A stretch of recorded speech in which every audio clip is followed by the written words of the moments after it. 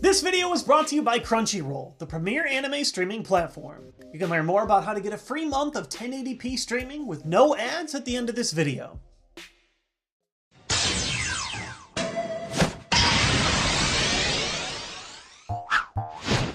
Who is the first Pokemon? For a few years now, I've seen variations of this image floating around the internet. It's meant to be a joke, because you can technically make an argument for each of these 4 Pokemon as the first in one regard or another. But for fun today, with Pokemon's big 20th anniversary right around the corner, I've decided to delve a little deeper and find a handful of different facts on other Pokemon that were first in a different way. But for starters, why not tackle the classic 4 that you always see distributed across the internet?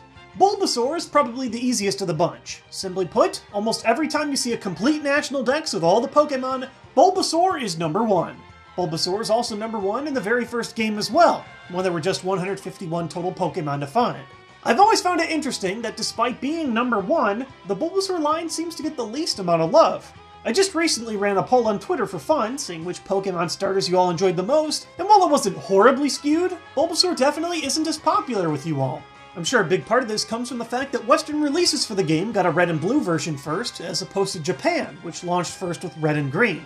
But even in other media, the poor guy's line just can't seem to catch a break.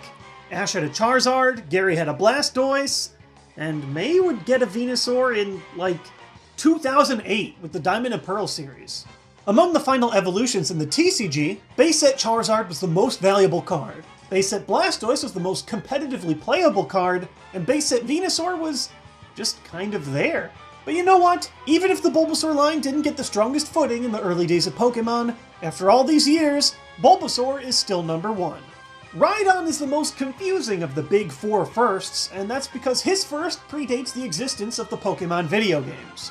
According to an interview with Ken Sugimori, he states that the first 3 Pokemon visually designed were Rhydon, Lapras, and Clefairy.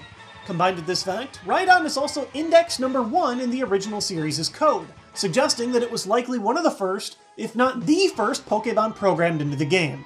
Back when Pokemon was still in its Capsule Monsters early design phase, you can see a lot of art that features Rhydon. On top of this, the art for Substitute in the first and second generations looks a lot like a Rhydon. If you're going to make a dummy placeholder image for a fake Pokemon, why not make them look like the first Pokemon ever designed? Also, you can even find Rhydon statues in the entrance to many gyms throughout many different Pokemon games. So yeah, in terms of pure character conception, Rhydon just might have been first, and you can find it just about everywhere. I'm still not sure why that allows it to surf, but that's a question for another day. And then we get to our final 2. Which Pokemon came first within the Pokemon universe? Mew or Arceus? Oh no, Jaywood said the A word, but he didn't say the A word the way I wanted him to say the A word. If only there was some way I could learn why it doesn't matter how you say the A word after all. Well, let's take a look at the differences and similarities between the 2. Mew was, for a very long time, assumed to be the common ancestor for all Pokemon.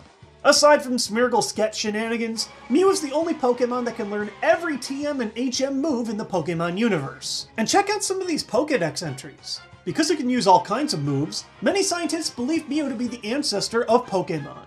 Its DNA is said to contain the genetic codes of all Pokemon, so it can use all kinds of techniques.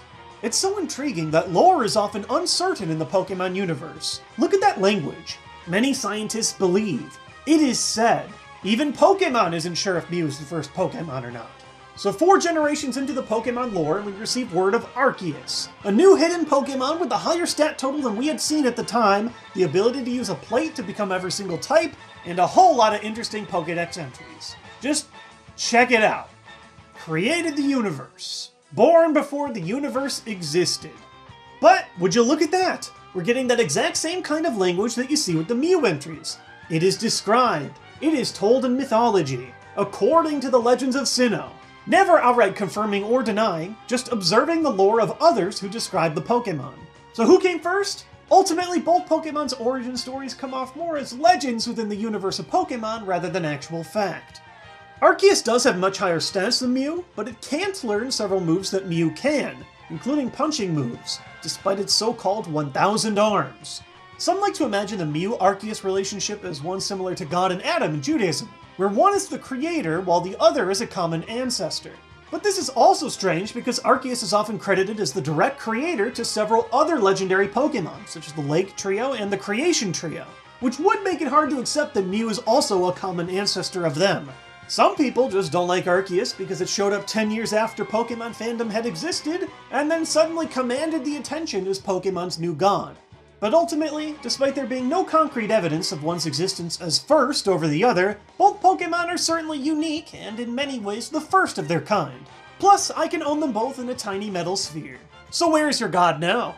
So that's the big four, but for fun I decided to poke around a few other areas within Pokemon's long history and dig up a few other firsts. Within the video games, the first Pokemon that you'd ever witness are Nidorino and Gengar, facing off in their classic opening duel.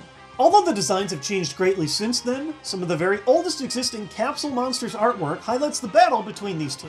This art goes all the way back to 1990, a full 6 years before Pokemon even existed. Moving to the Pokemon card game, I actually struggled digging up concrete information on a Pokemon card that was designed first. Going to the first official set, technically the first numbered card in the English set is Alakazam, since they went by alphabetical order and in decreasing rarity. The Japanese sets actually didn't use set numbers at all for a while. They just used Pokédex numbers and no number at all for trainer and energy cards. Until the VS set. Another weird situation because this full set was never officially released in English. In this set, Japan's first card to be officially numbered is Faulkner's Pidgeot. In the anime, Mewtwo is technically the first Pokemon we see in the theme song. In the English version, anyways. In Japan, the first Pokemon shown in their theme song is Charizard. Not a bad choice on either side, really. If we're counting the opening of the show, that just emulates the same thing that we've seen in the games, with Gengar facing off against a Nidorino. If we're getting really technical and don't want to include the opening TV segment, you could even say that the first Pokemon revealed within Ash Ketchum's world is Voltorb. Boom! Right there. And speaking of firsts and the anime, there's actually some evidence, such as the Pikachu's Global Adventure book, that suggests it was actually Clefairy that was originally proposed as Ash's first Pokemon. I'm sure a small handful of Pokemon fans are aware of that crazy Pokemon Pocket Monsters manga, which features Clefairy as the main character, but I feel like a lot less people realize that this manga is actually a full year older than the anime. In this book, Clefairy is like the modern-day Deadpool of Pokemon, constantly breaking the rules and breaking the fourth wall, and it very rarely does anything a normal Clefairy would. Moving from the manga to the TV show, Pikachu was chosen as the sole mascot. Producers felt Pikachu appeared more like a pet that you could intimately care for in real life, and they also felt like its design was more universally recognizable. Seeing how Pikachu is one of the most massively recognized icons in all of media, I think they knew what they were doing with that switch. Who knows what the world would be like if Clefairy remained the series mascot? The Clefairy from the manga actually did get a short cameo in the anime's 360th episode, but the truth is out there. Clefairy was first.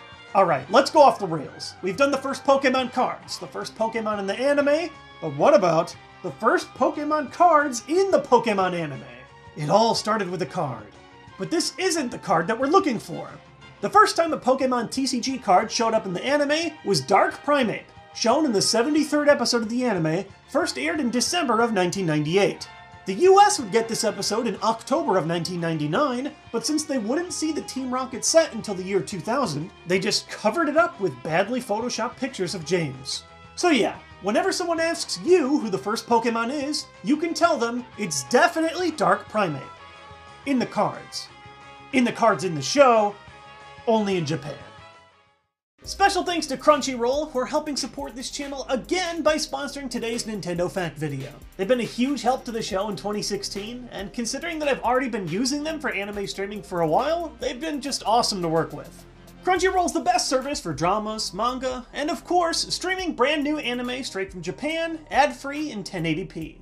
The huge show I recommend right now is Erased. It's a gorgeous time travel themed thriller that somehow combines dark moments of crime and tragedy with some of the sweetest moments I can think of from a recent show. The roller coaster ride is about halfway through right now and still full of cliffhangers, so if you want to catch up and watch new episodes subtitled right as they come out from Japan each week, you can check it out in HD with our link right here. At crunchyroll.com/jwits, you can get a month of premium Crunchyroll completely free. You can also find that link in the description, so you can click there to check out your free month if you're interested. They stream from just about every major device, and even the Wii U. And even if Erased isn't for you, they have a huge library that I'm sure you'll enjoy.